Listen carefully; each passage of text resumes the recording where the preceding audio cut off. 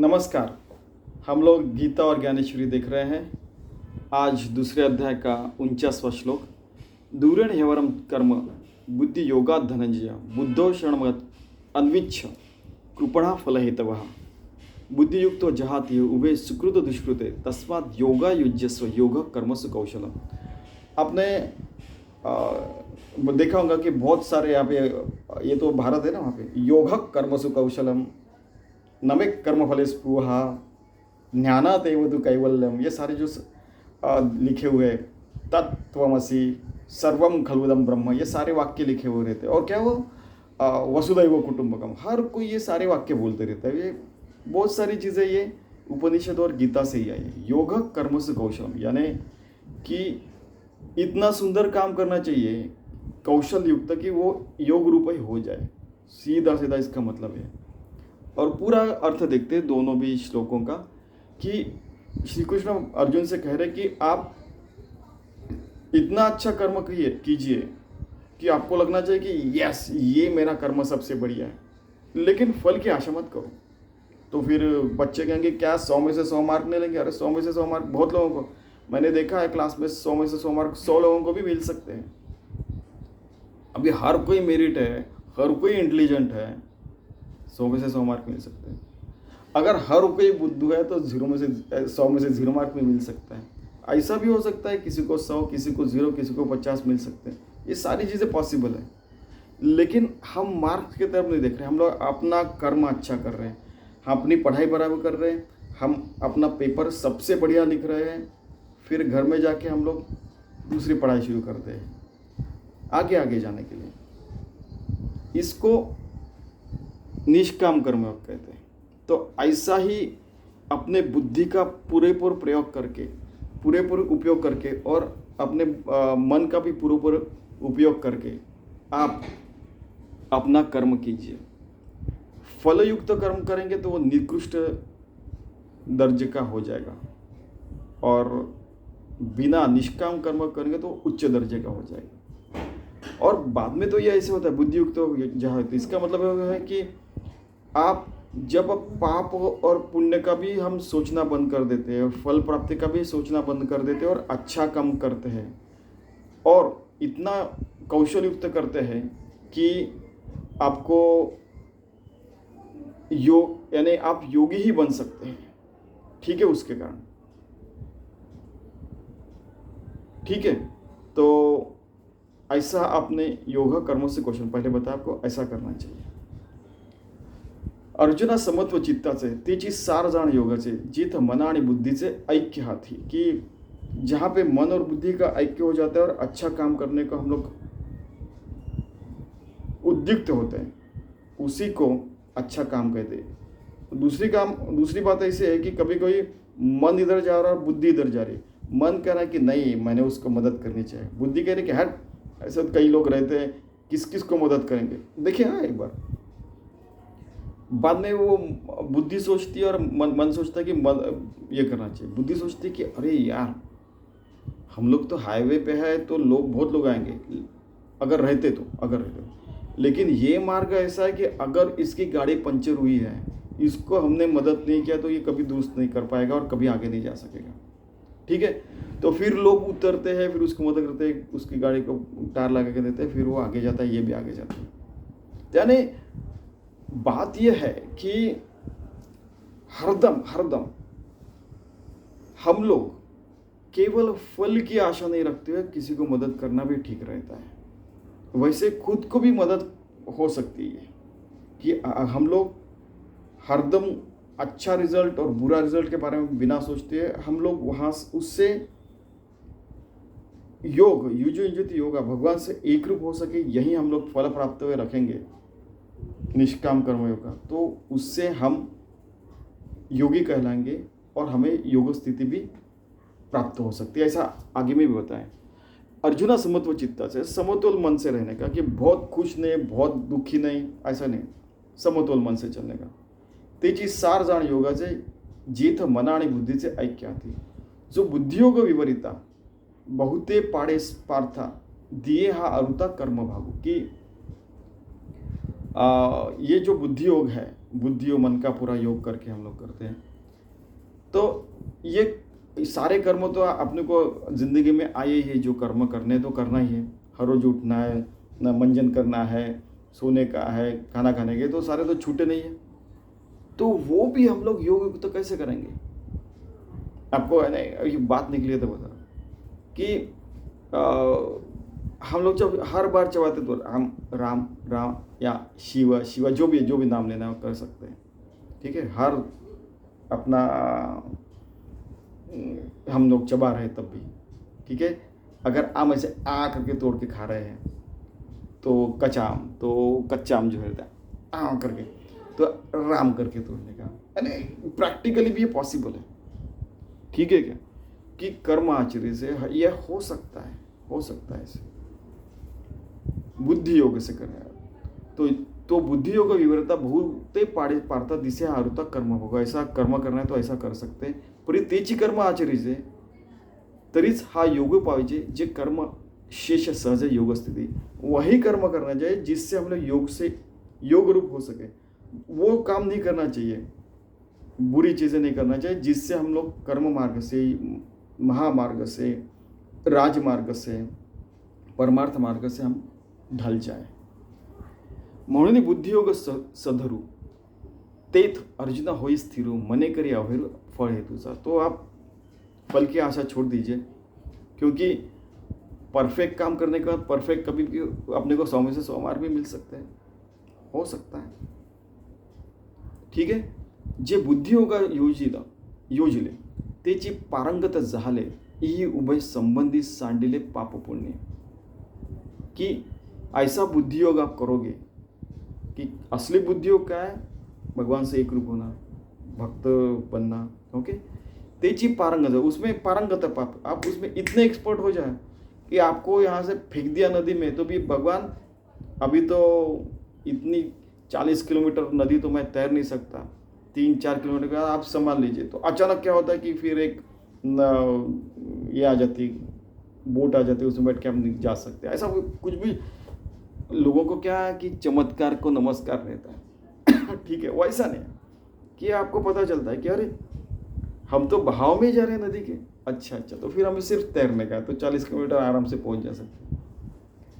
1 घंटे में हम तो पहुंचने वाला, 40 किलोमीटर उसकी नदी की स्पीड है, लेकिन हमें सिर्फ बचना है। तो आगे में जो पत्थर वित्थर आएंगे वैसे, तो हम लोग फिर जहाँ पे गहरा पानी है वहाँ से हम लोग बराबर अपना मार्ग निकाल के ऐसे ऐसे ऐसे फिर जा सकते हैं। आप गंगा की धारा देखना एक बार, पता चलेगा आपको ऐसे क्या हमारी बोट जो है वो बराबर वो जो रहते हैं वाटर राफ्टिंग के साथ बराबर वो गहरे पानी से लेके जाते हैं, जो पत्थर आ गए वहाँ पे नहीं लेके जाते, ठीक है। तो हम लोग एक्सपर्ट बनना चाहिए अपने काम में। म्हणून बुद्धियोगी सदरू तेथ अर्जुना होई स्थिरू, मने करी अभैर फल हेतुचा, फल हेतु डाल दीजिए। कभी कभी ऐसा भी हो सकता है कि लोग बोल सकते हैं आप तो अरे गीता ज्ञान बताने वाले, आप तो स्थितप्रज्ञ हैं, तो आपको सुई चुभाए तो नहीं चुभती क्या? ये सारी चीज़ें लोगों ने किए हुए हैं। फिर माचिस जो सिगरेट पा इसके उंगली लगा रहे, अरे चटका बट्टा, अरे तू तो, ऐसी चीज़ भी घटी हुई है बहुत लोगों के साथ, मैं खुद की नहीं बता रहा हूँ। तो पत्थर दे दिया खाने को, किसी को मिर्ची खा दे दिया, आप तो स्थितप्रज्ञ, आप पत्थर खा भी रह सकते हैं, ऐसा नहीं है। वो देह जो ह्यूमन बीइंग है, मानवीय देह, उसको मानवीय देह की खाना पीना लगता है, ठीक है। सात्विक खाना खाना चाहिए, ठीक है। म्हणून बुद्धियोग सदरू तेथे अर्जुना स्थिर, मने करी अभेर फळ हेतुचा, जे बुद्धियोगा योजिले तेची पारंगत झाले, यही उभय संबंधी सांडेले पाप पुण्य। तो पाप पुण्य भी डाल दीजिए और अच्छे मार्ग पे आइए और हरदम उससे एक रूप रहिए, योग युक्त है। कर्मजम बुद्धि युक्त है, फलम त्यक्त्वा मनीषिणः जन्मबंध विनिर्मुक्त पदम गच्छन्त नामयन्, ठीक है। कि जो आप कर्म कर रहे हैं तो उससे क्या होगा कि आपको ऐसा हो सकता है कि कुछ अच्छे कुछ बुरे कर्म हो जाए। जैसे कि अगर अपना चीनी का बोरा उठा रहे तो थोड़ी चीनी गिर गई, एक एग्जांपल बता रहा हूँ। तो ऐसा तो होते ही रहेगा, कुछ न कुछ अच्छा करते समय थोड़ा सा बुरा हो जाता है। यानी इस चीज़ का बोल रहा हूँ, किसी को जानबूझकर तकलीफ देना वो अलग बात है, फिर तो वो राक्षसी गुण है। तो इसी देह में सारे इम्परफेक्शन में कुछ भी परफेक्ट नहीं है, इसमें वो सारी चीज़ें बदले, उसमें ही आपको स्थित प्रज्ञता रखने की है और वही पारंगता आपको लाने की है, वही करने का है। तो फिर आके बोलेंगे तो आप तो स्थित प्रज्ञता, फिर कोई मर गया तो आप रोते क्यों, ऐसा भी घटा है। तो भाई मानव हूँ तो थोड़ा सा तो अपने को थोड़ा सा फीलिंग तो होगा ही, ठीक है। कर्मजम बुद्धि युक्ता ही फलम त्यक्त्वा मनीषिणा जन्म बंध विनिर्मुक्ता पदम गच्छन्ति मम। दोस्तों ते कर्मी तरी वर्तती परमे कर्मफळ नातळती आणि यातायाति लोपती अर्जुनातया, कि वो कर्मफल में नहीं रहता और वो जन्म मरण का फेरा उसका खत्म हो जाता है वो, क्योंकि वो बुद्धियुक्त, कर्मयुक्त, योग युक्त भगवान से युक्त बन जाता है, ठीक है। युक्त यानी पानी वो शक्कर युक्त है, वैसे युक्त का मतलब है कि युजुंजुति योगा से यो युक्त, भगवान से युक्त है, कर्मयुक्त। यस, आप देखिए हर शब्द में वही आ रहा है। मग निरामय भरित पावती पद अच्युत ते बुद्धि योग युक्ता धनुर्धरा, वो निरामय हो जाता है, वो अच्युत ऐसे पद पे जाता है कि अच्युत हो जाता है, कि वो जहाँ से ढल नहीं सकता, ऐसे भगवान से एक रूप हो जाता है, उसको अच्युत कहते हैं। ते बुद्धि योग युक्ता धनुर्धरा, ठीक है। यदा ते मोह कलिलम बुद्धिर्व्यतितरिष्यति तदा गंता से निर्वेदम श्रोतव्यस श्रुतस्य च, कि यदा ते मोह कलिलम, कि अगर उसके मन में मोह भी आ जाता है, ठीक है, तो क्या होता है कि वो मोह से जो मोह आ जाता है, संशय आ जाता है, मोह आ जाता है कि तो ऐसे लगता है कि एक एग्जांपल बता रहा हूँ, तो उसको लगता है कि अरे ये सच है कि वो सच है, वैसा नहीं। लेकिन जब आप बुद्धियुक्त हो जाते हैं, भगवान से एक रूप हो जाते हैं, आपको क्लियर दिखने लगता है कि ये असार है, ये मोह रूप है, और ये सार है, ये योग युक्त है, इसी मार्ग पे हमें चलना है, यही सारी चीज़ें बता रहा है। श्रोतव्य से श्रुत से सुनता है और वो आप वैसे आचरण भी करने लगता है, ठीक है। इसमें क्या दिया है कि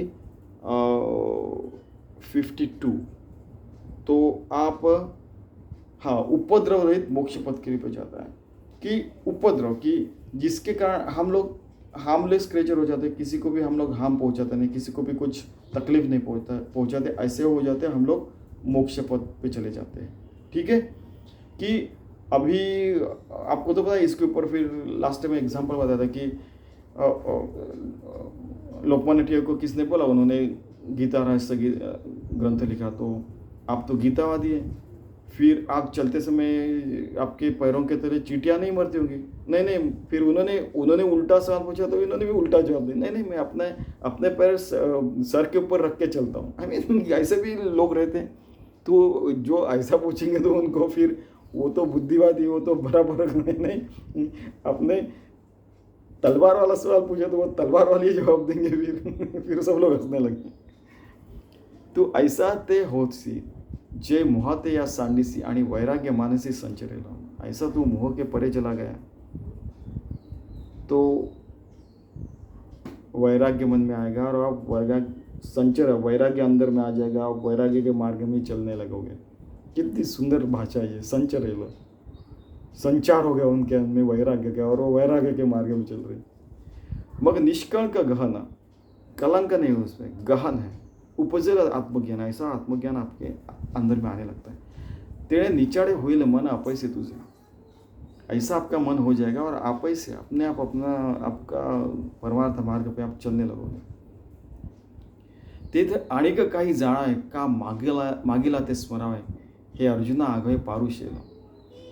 मग अजून काय झाला, अजून काय आला, इसे यहाँ पे ऐसे मराठी में लिखा कि अभी और कुछ स्मरता है, और कुछ जानने का अपने को नहीं रहता, और कुछ स्मरण करने का नहीं रहता है, और आपको पता चलता है कि अर्जुन आगे पारुशेल, कि यही वो स्थिति है जिसमें मुझे रहने का है। फिर भी ऐसे रहता है कि फिर 15-20 दिन, 1 महीने के बाद फिर से वो श्रवण करने लगता है, हाँ फिर से वो मार्ग पे आता है, फिर से ऐसे होते रहता है कि ये ज़िंदगी है, इसमें हरदम कुछ न कुछ होते ही रहता है। तो फिर से अपने को ब्रशअप करना पड़ता है। ब्रशअप है ना, कि फिर से वो मार्ग पे आने के लिए अपने को पूरे अपनी बुद्धि शुद्ध करनी पड़ती है, फिर से वो मार्ग पे आते हैं। केवल 5,000 साल पहले बताया, फिर भी ज्ञानेश्वर महाराज को आना पड़ा था 1,000 साल पहले, यानी 4,000 साल के बाद हरदम रिपीट करना पड़ता है। क्या मानो लोग हैं हम लोग, हरदम शुद्ध रहना चाहिए सच पूछा तो।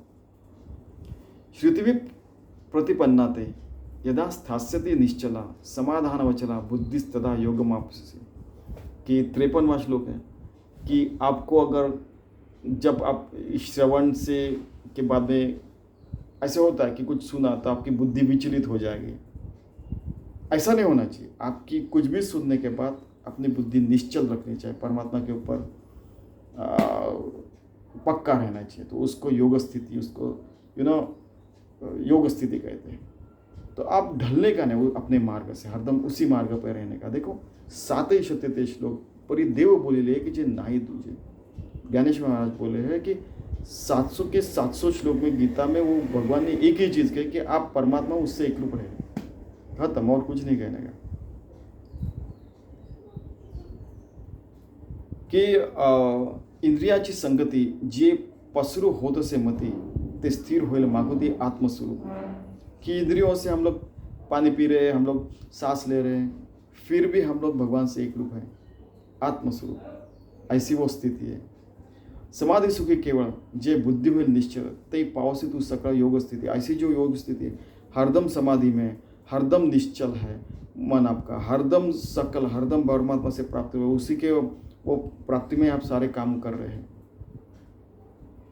ऐसा बोलने के बाद अर्जुन बोलते हैं, अभी देखिए, अर्जुन उवाच स्थित प्रज्ञस्य का भाषा समाधिस्तस्य केशव स्थितधि किम प्रभाषेत किमासीत व्रजेत किम, कि स्थित प्रज्ञस्य का भाषा, अरे स्थित प्रज्ञ के लक्षण क्या है हे केशव, समाधिस्तस्य केशव, कि समाधि में वो कैसे हरदम रहता है, काम करते समय समाधि में कैसे रहेगा, सोते समय समाधि में कैसे रहेगा। ठीक है, अगर वो यानी पैदल चल रहा है तो वो समाधि में कैसे, वो तो पैदल चलते हुए दिख रहा है। स्थितधि किम प्रभाषित किमासित व्रजेत किम, वो बोलता कैसा है, चलता कैसा है, क्या खाता है, क्या पीता है, कैसे रहता है, इमीडिएटली पूछा।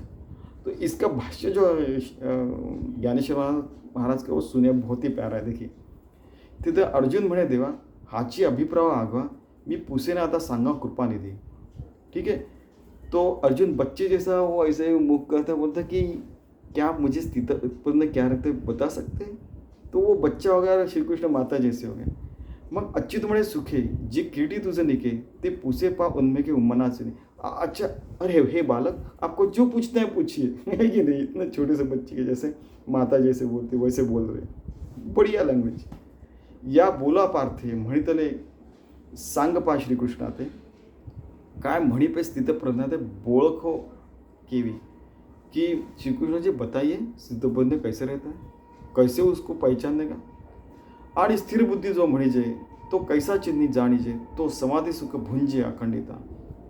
तो स्थित प्रज्ञ जो बोल रहा है उसके चिन्ह क्या है, समाधि सुख ऐसे कैसे वो उपभोगता है, अखंडित 24 घंटे कैसे दिन में, पूरी ज़िंदगी में समाधि में वो कैसे रह सकता है। वो तो बात कर रहा है, वो तो खाना खा रहा है, वो तो ये सारी चीज़ें, कभी वो खेल रहा है, कभी कूद रहा है, उसका अखंड नाम, अखंड स्थित प्रज्ञता कैसे चल रही है। कभी कभी तो वो किसी को डांटता भी है, कभी कभी से वो झगड़ा भी करता है, अच्छी चीज़ों के लिए करता है। आप उसका ये देखा क्या आपने, किसके लिए झगड़ा किया, अच्छा किस लिए उसने डांटा, अच्छी चीज़ के लिए, ठीक है कि नहीं। तो ये भी समझना चाहिए। तो वो सारी चीज़ें बता रही है। या बोला पारते म्हणीपले पास म्हणीतले सांगवा श्रीकृष्ण काय म्हणी पे स्थितपर्यंत ओळखो केवी। आता स्थिर बुद्धि जो म्हणते तो कैसा चिन्ही जाणीजे, जो समाधि सुख भुंजे अखंडित, फिर से देखा हमने। तो कौन स्थिति ऐसे कि स्थिति में कैसे न रूपी विलस है, वो कैसा विलास करता है। देवा सांगावे एक ऐसे स्थित लक्ष्मीपति, आप लक्ष्मीपति हैं, अपने अंदर में भी और बाहर में भी लक्ष्मी ऐसे दिख रही है। ठीक है, कि असली लक्ष्मी यानी वो परमात्मा की जो ऐश्वर्य है उसको लक्ष्मी कहते हैं। हम लोग यहाँ की एक चीज़ भी निर्माण नहीं कर सकते, ये परमात्मा को एक कण भी निर्माण नहीं कर सकते। स्वामी जी कहते हैं इतना सामर्थ्य, इतनी लक्ष्मीपति, इतना वो रहता है उसके पास, परमात्मा के पास। तर परब्रह्म अवतरणु तो षट गुणाधिकरणु षडेश्वर संपन्न, तो काय तेथ नारायण बोलत असे। ऐसा परब्रह्म का जो अवतार है, षड़ैश्वर्य संपन्नता है, जो कभी हरता नहीं, कभी हरदम हाई है, ये सारे षड़ैश्वर्य संपन्न है. तो काय इथु नारायण बोले, ऐसा जो नारायण है वो अभी क्या बोलने वाला हम देखते हैं. श्री भगवान उवाच प्रजहाति यदा कामान सर्वान् पार्थ मनोगतान् आत्मन्नेवात्मना तुष्ट स्थित प्रज्ञस्य तो द उच्चते. ठीक है, उसको स्थित प्रज्ञ कहते हैं. हम लोग कल देखेंगे. आप देखिए कि हर श्लोक में, हर ओवी में एक ही बता रहा है कि आप भगवान से एक रूप रहना सीखिए और हर कर्म करते समय भगवान का नाम संकीर्तन में एक रूप रहिए, स्थित प्रज्ञ होइए, योग युक्त होइए, भक्त होइए. वही अपने मानवीय धर्म का मानवीय जन्म का उद्देश्य है, और मानव धर्म भी है इनफैक्ट. धन्यवाद.